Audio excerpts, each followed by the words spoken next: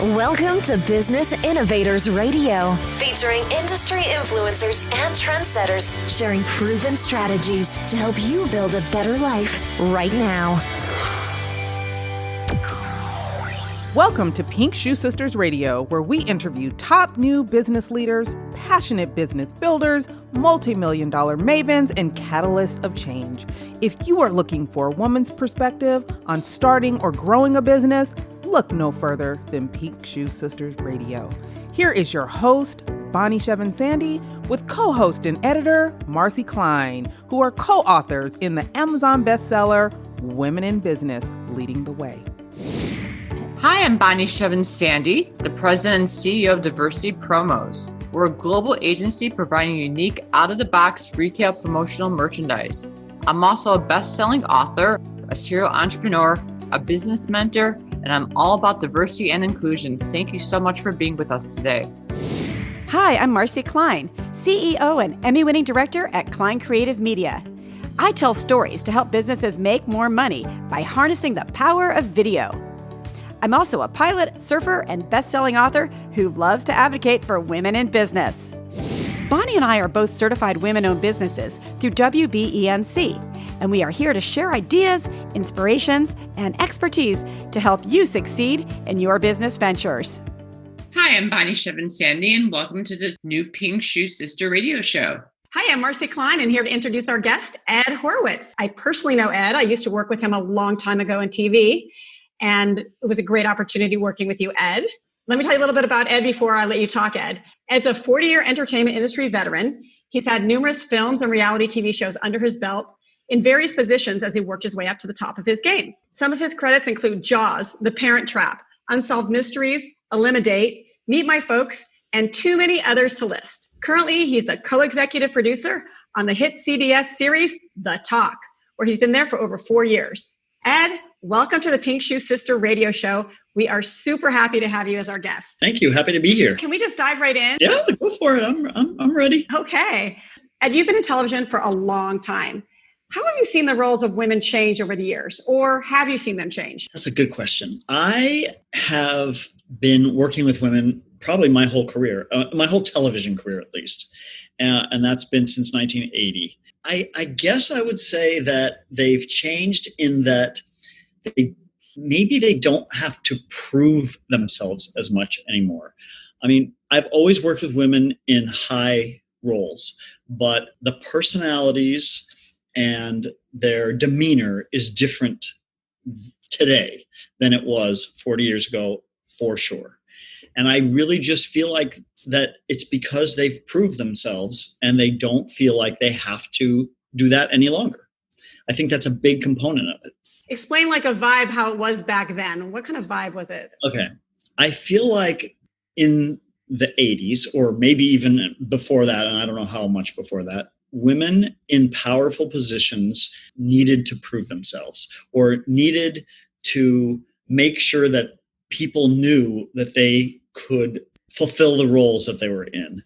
And they were gruff. I mean, I have to just say, I worked with a lot of women at that time, and they were. And would you say that women were too authoritative back then? I feel like they felt like they needed to be, but probably really didn't. It always, to be honest with you, it felt forced. It felt like that wasn't really them. Like if I was friends with them outside of work, it wouldn't be the same as the way that they were. And I don't feel like women have to do that anymore. Now it's just part of life that you work with women in powerful roles as much as men. You told me this story the other day about one woman in particular who actually made you quit a job.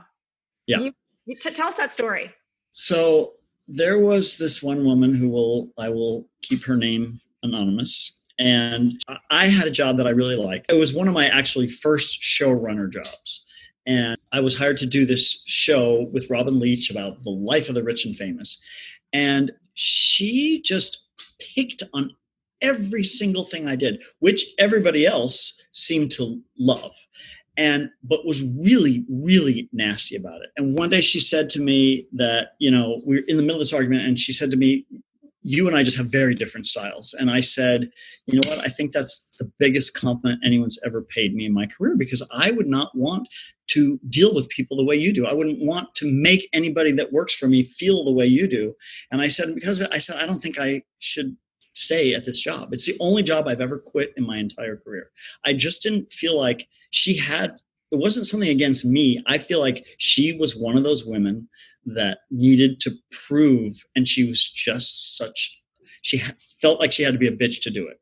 She had a very good resume. She just had a horrible personality, and everybody that I talked to afterwards said, oh my God, how did you last 6 weeks with her? Nobody's ever lasted that long. So I just quit. It was the first job I ever quit. And ironically, the next day, Brandon Tartikoff called me, and I got the best job that I've ever had in my life that I wouldn't have been able to take if I hadn't quit that job. And I worked with him for the next 3 years, starting literally the day after. I believe in karma. Exactly. I worked at a company, and this was in the very beginning of my TV career. I started there, I was 22 years old. And the husband and wife were both big. The husband owned the company, and the wife was a producer in the documentary division. And they were amazing for my career. I mean, he assigned me after a while, after seeing what I could do, he assigned me to work with her specifically. And I did, and we got along great. And even though she was a very gruff woman, she was one of those women that, you know, every other word out of her mouth was a cuss word. And she was she just tried to be like a man. I know that wasn't her outside, because I hung out with them sometimes outside, but in the office, it was a totally different person.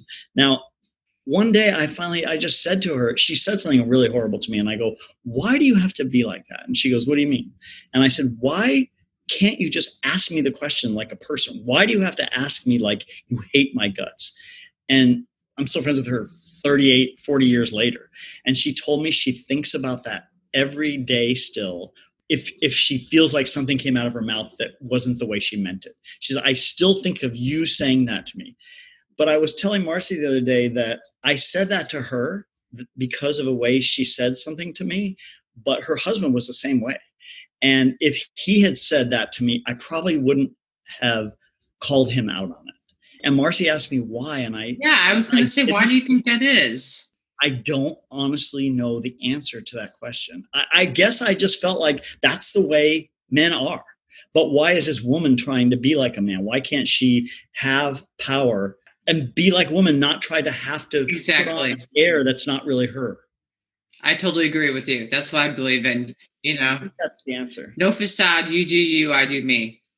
Yeah, exactly. Yeah, just be yourself, and we can all progress or not based on who we are. But obviously it was meant to be, because then you got your dream job. Yeah, exactly. How do you hire? I have this issue a lot. Not necessarily where I am now, but every company I've ever been at, because I think as a society now, we feel like we need to have a diverse group of people that we work with, both racially, sexually, sexual orientation, everything. And I don't really like to do that, because I feel like I should hire the best person for the job.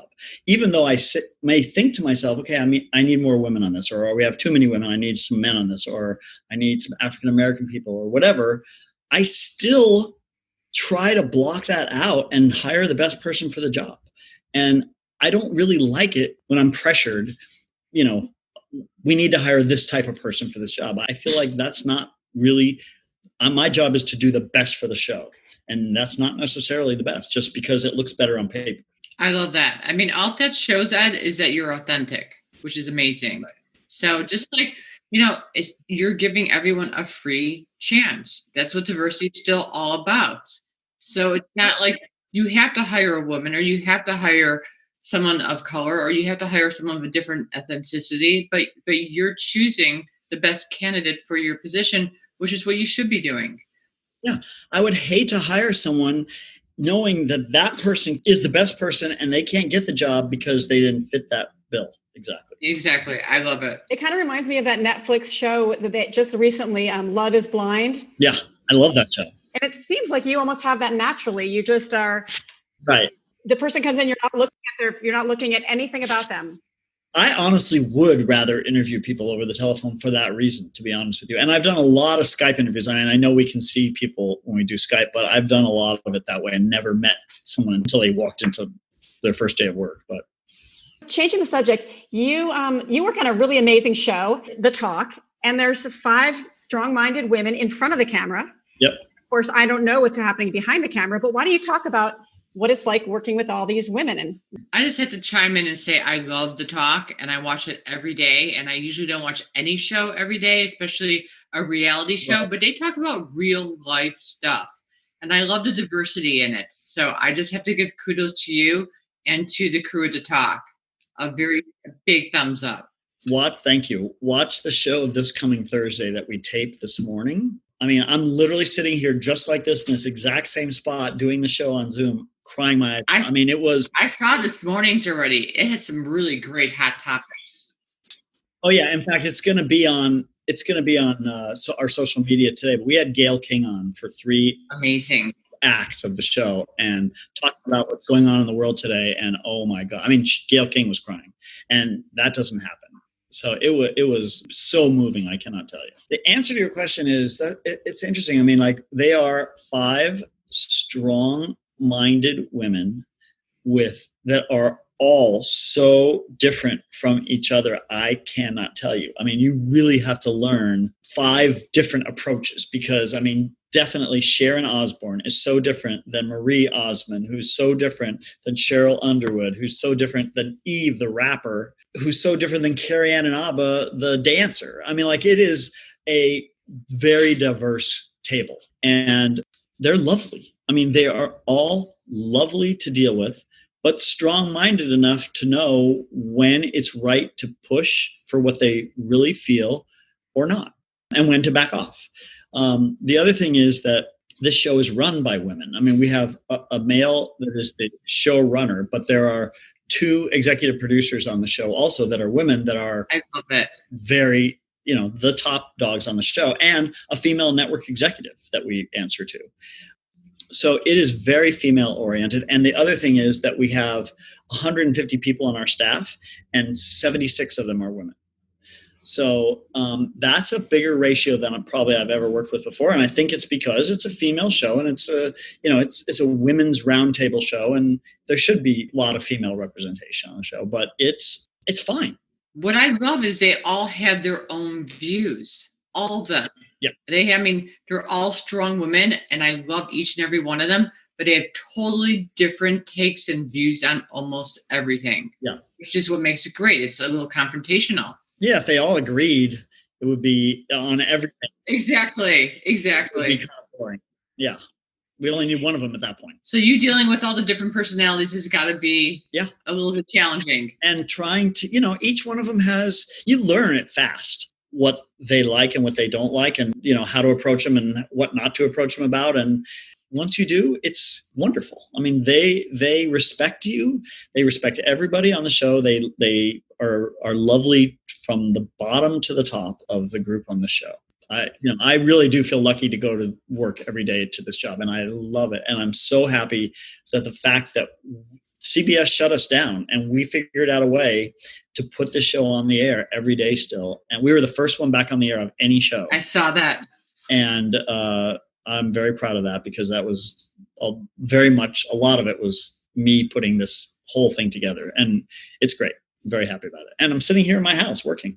Yeah, that's amazing. That's completely amazing. I want to ask you a question, Ed. Is there a difference between working with men and working with women that you can identify, that you can pinpoint? You know what? I tried to think of what the reason for that is, and I don't honestly know. I just feel like I have been more successful working directly with women than men. I don't really know the answer. I mean, like, I got along very well with the woman I told you about, her and her husband that had this company. I got along very well with him, obviously, because he's the one that put me together with his wife, because he thought we'd work well together.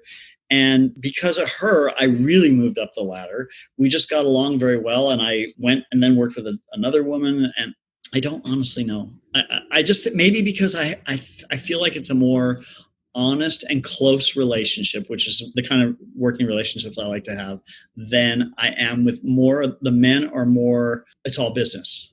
And the women, you could be a little bit more, they get into more personal stuff too. And I just feel like we have a more honest relationship, whereas the men, you don't really know as well. Maybe that I'm just sort of talking it out and figuring it out. But I feel like most of the men that I've worked with, I really don't know as well as I know the women. And I think that may be part of it. Yeah, but women are, psychologically, women are more open. That's a proven fact. So right. I could totally see that. Yeah, I feel like I can get along with anybody. Exactly.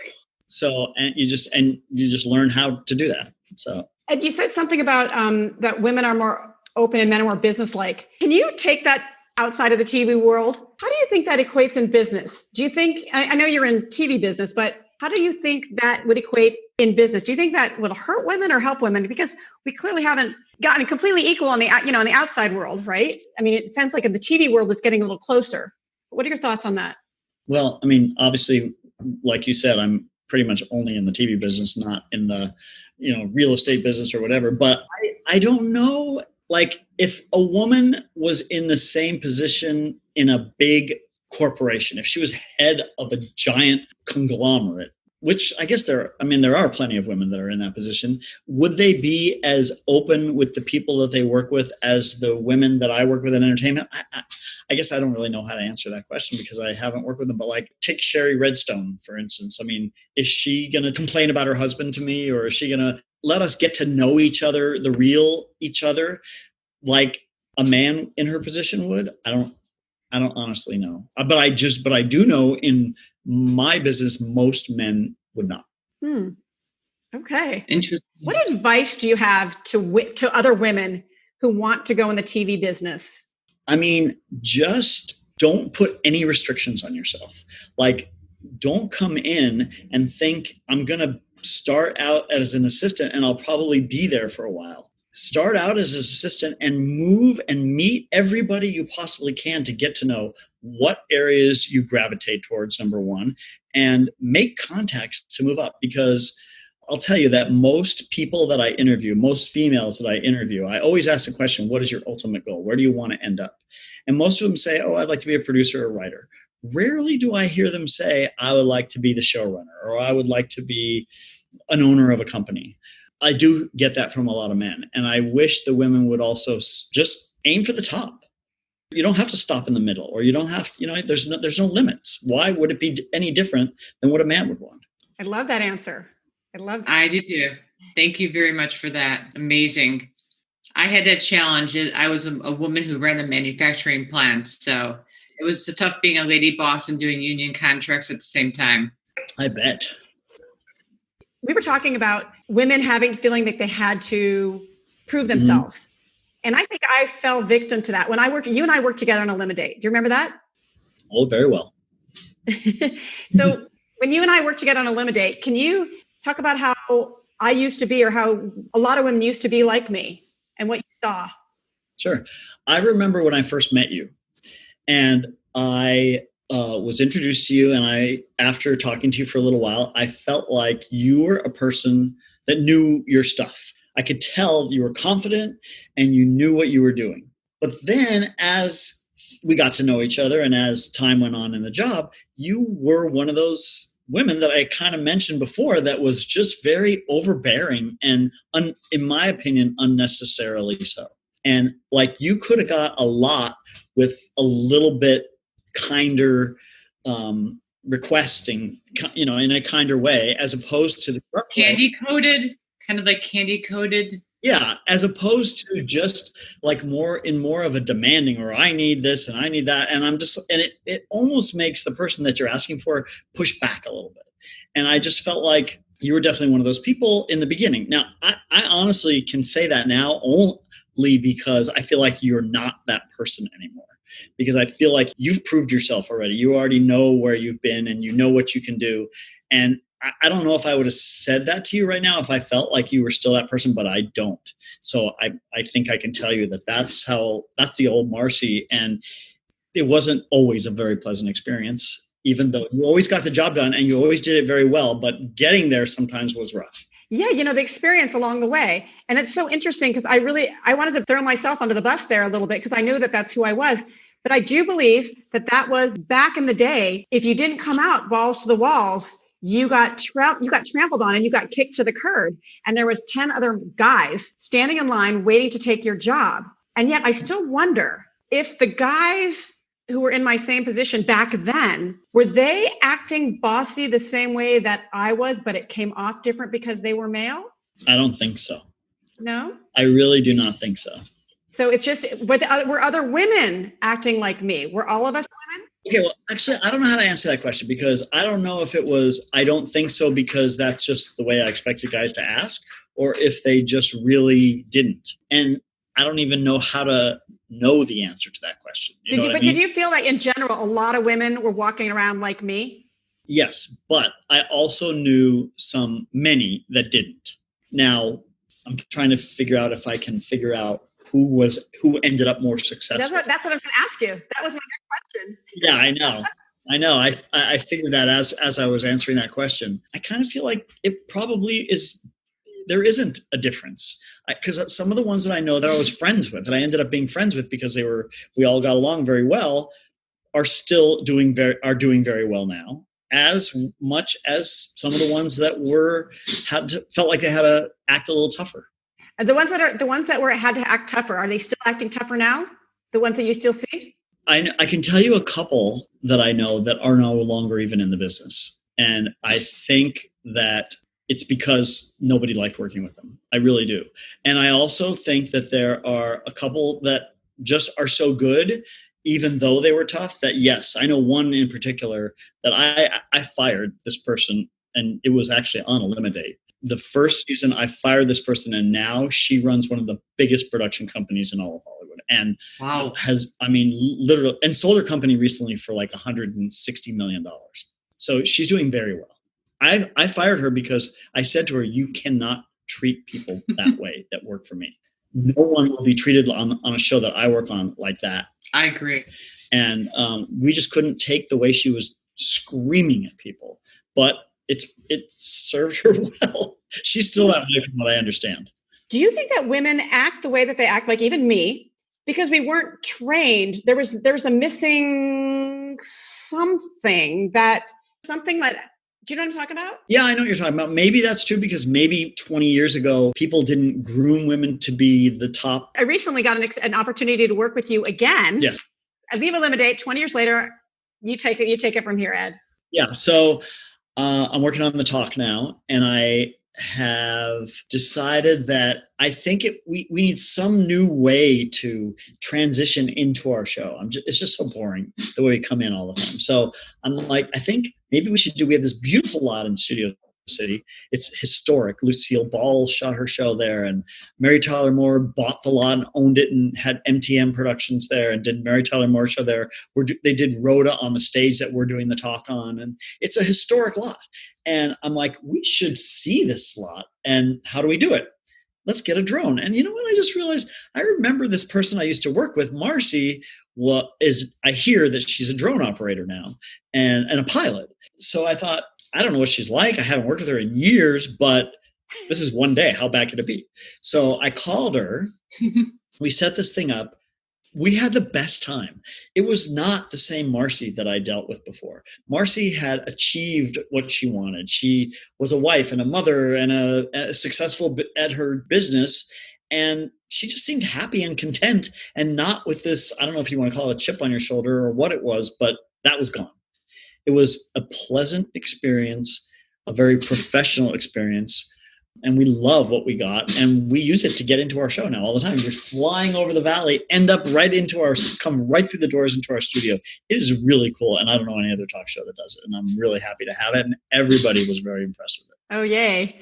So it's so interesting. I'm just wondering if women, because, Bonni, did you have to be tough? Like, how did you deal with working in a man's world? I'm just curious. Well, because I dealt with different cultures and dealt with the Orient, it was very tough. So I had to learn Cantonese and Mandarin. Oh, wow. So that I could deal with them. And I didn't let them know at first because I wanted it to be my strength and their weakness, not knowing that I knew their language.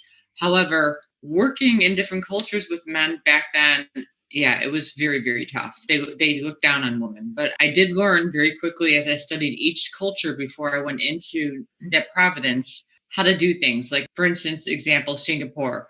You have to align yourself with who you are in a company. Like the president goes first in each company, then the vice president, and then the head of sales, and so on and so forth. So learning the culture is, still there. So I think we've become a lot stronger in the U.S., but I'd like to see this become a lot more global, and I see that happening, but we're not quite there yet. And I'm not talking about just women. I'm talking about, I'm all about diversity. I feel good about that. Well, how do you feel that we're probably going to have a female vice president soon of the United States of America? I usually don't talk politics or religion.